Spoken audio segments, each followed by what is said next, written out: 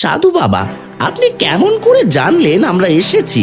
আপনি তো চোখ বন্ধ করেই আছেন এখনো। আমি সব জানি। আমি জানি আপনি সন্তান লাভের জন্য আমার কাছে এসেছেন মহারাজ। শুনুন মহারাজ, এটা হলো লাল রক্ত জবা মৃত ফুল। এই মৃত ফুলের মাঝে 3 রানীর হাত কেটে 3 ফোঁটা করে রক্ত দিতে হবে 7 দিন। আর 7 দিন পর এই মৃত রক্ত জবা ফুল জীবিত হবে। আর তখনই সেই ফুলের রস বেটে 3 রানীকে খাওয়াতে হবে। এরপর 3 রানীর মধ্যে যে কোনো একজন রানী অন্তঃসত্ত্বা হবে। ঠিক আছে সাধু বাবা, সবই তো বুঝলাম, কিন্তু সাধু বাবা, যদি একজন রানী গর্ভবতী হয় তাহলে বাকি 2 জনের কাজ কি? শুনুন তবে, এ কাজে আপনার 3 জন স্ত্রীকে অংশগ্রহণ করতে হবে, কারণ তাদের 3 জনের অংশ মিলিত হয়ে এক সন্তানের জন্ম হবে। আহ আহ আর ব্যথা সহ্য করতে পারছি না। ও মা গো, দাসী, তাড়াতাড়ি মহারাজকে খবর দাও, তাড়াতাড়ি করো। হ্যাঁ রানীমা, হ্যাঁ হ্যাঁ, আমি এক্ষুনি যাচ্ছি আমি।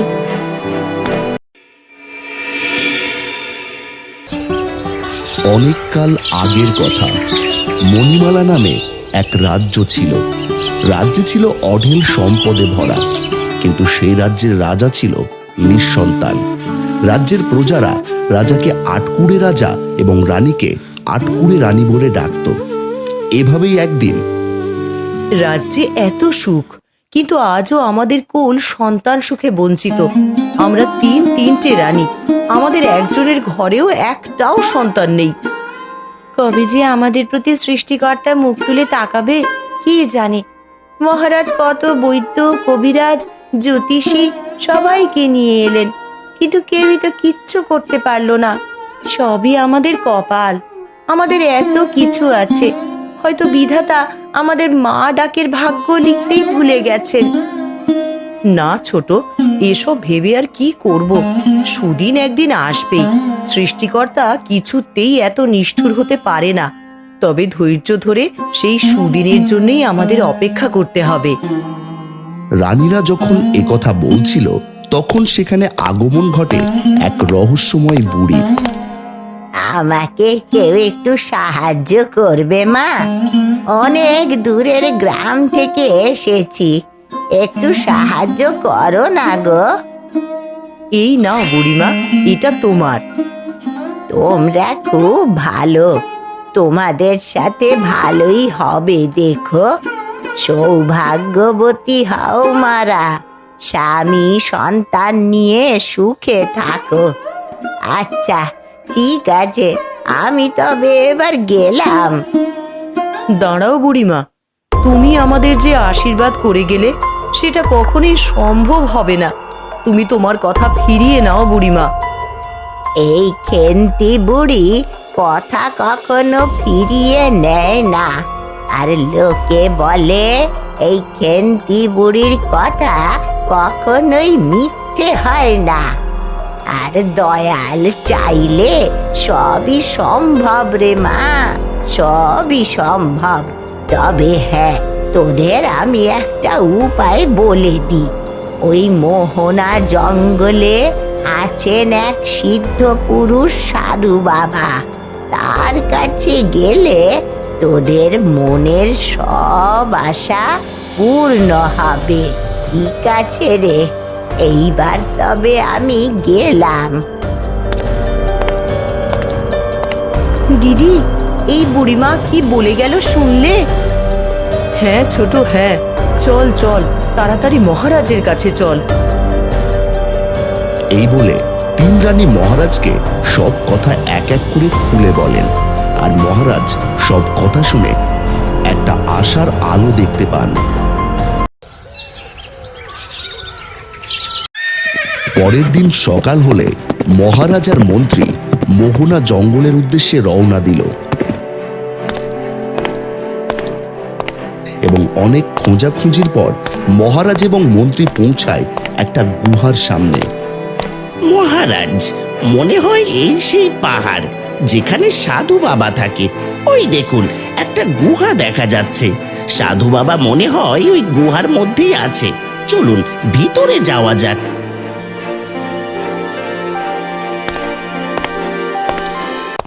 মন্ত্রী, তুমি মণিমালা রাজ্যের রাজাকে এনেছো, তাই তো?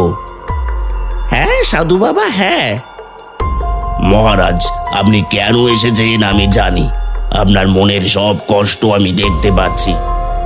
সাধু বাবা, আপনি কেমন করে জানলেন আমরা এসেছি? আপনি তো চোখ বন্ধ করেই আছেন এখনো। আমি সব জানি। আমি জানি আপনি সন্তান লাভের জন্য আমার কাছে এসেছেন মহারাজ। সাধু বাবা, দয়া করে আমাকে একটা সন্তানের ব্যবস্থা করে দিন।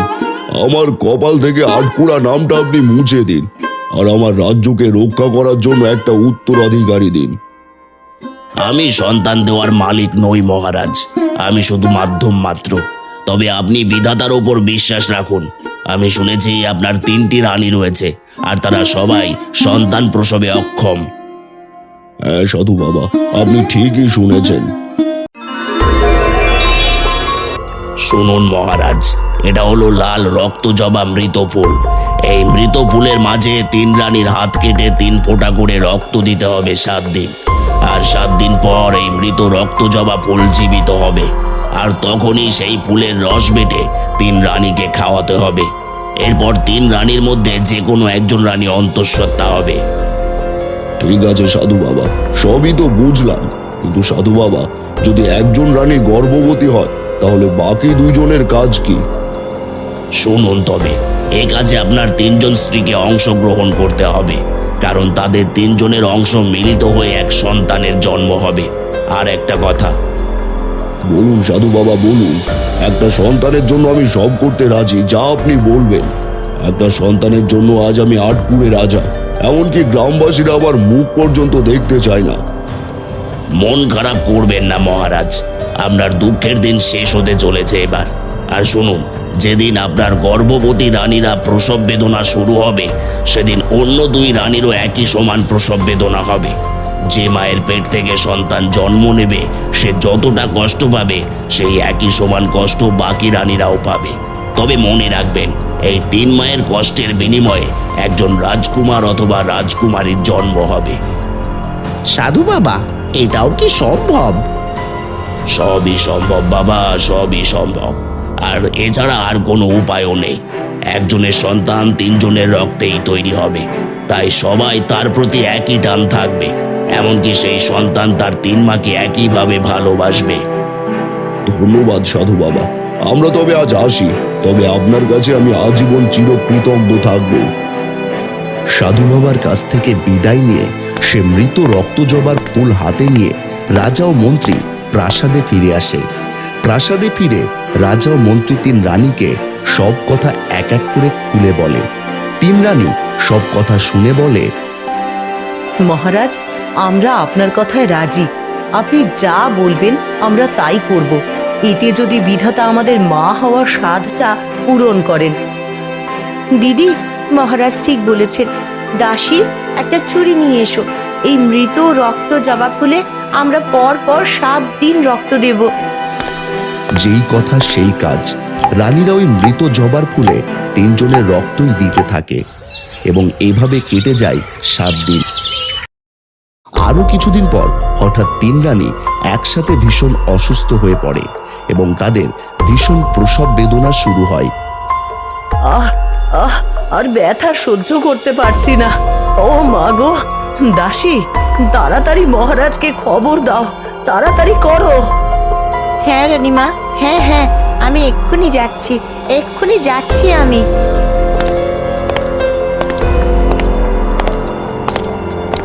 মহারাজ, মহারাজ, সর্বনাশ হয়ে গেছে। রানীমারা হঠাৎ করে একসাথে সবাই অসুস্থ হয়ে পড়েছেন, আর 3 জনেরই একসাথে প্রসব বেদনা উঠেছে। ওনারা ভীষণ কষ্ট পাচ্ছেন মহারাজ। এ কি বলছো দাসী?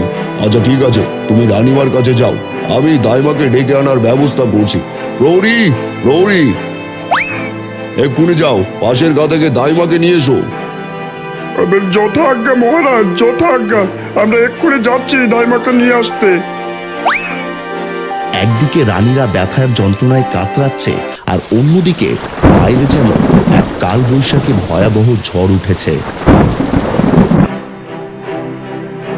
ওহ আহ আহ ওহ ওহ আহ মরে গেলাম। আর আর ব্যথা সহ্য করতে পারছি না।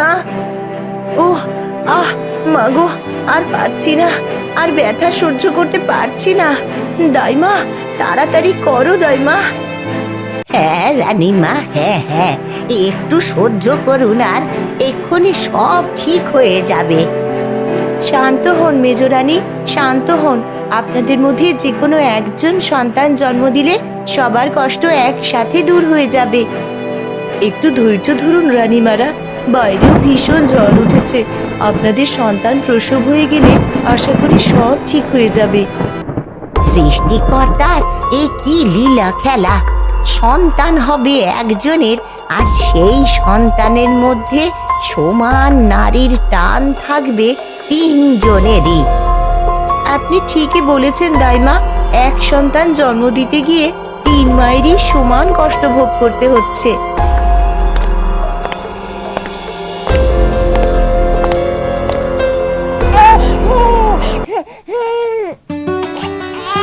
যাক, অবশেষে বড় রানীর পেট থেকে আমাদের রাজকুমারের জন্ম হলো।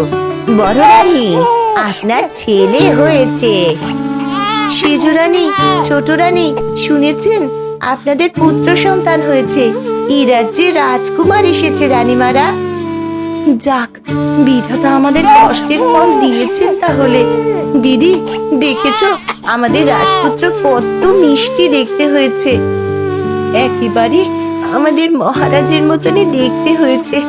আমাদের রাজকুমার হলো আমাদের 3 মায়ের এক রাজপুত্র। আপনারা তিনজনে একটু বিশ্রাম নিন রানীমারা, আমি রাজকুমারকে মহারাজের কাছে পৌঁছে দিচ্ছি। ঠিক আছে দাইমা, যান আপনি। আর দাসীরা তো সবাই আছে এখানে। এবার কি হবে? রাজকুমার কি সত্যি সত্যি 3 মায়ের ভালোবাসা পাবে, নাকি গল্পে আরো নতুন কোনো রহস্যের উন্মোচন ঘটবে? হ্যাঁ বন্ধুরা, তোমাদের মতামত জানাতে ভুলো না যেন। আর সবকিছু জানতে পারবেন পরবর্তী পর্বে। ততক্ষণ বন্ধুরা সুস্থ থাকুন, ভালো থাকুন। ধন্যবাদ।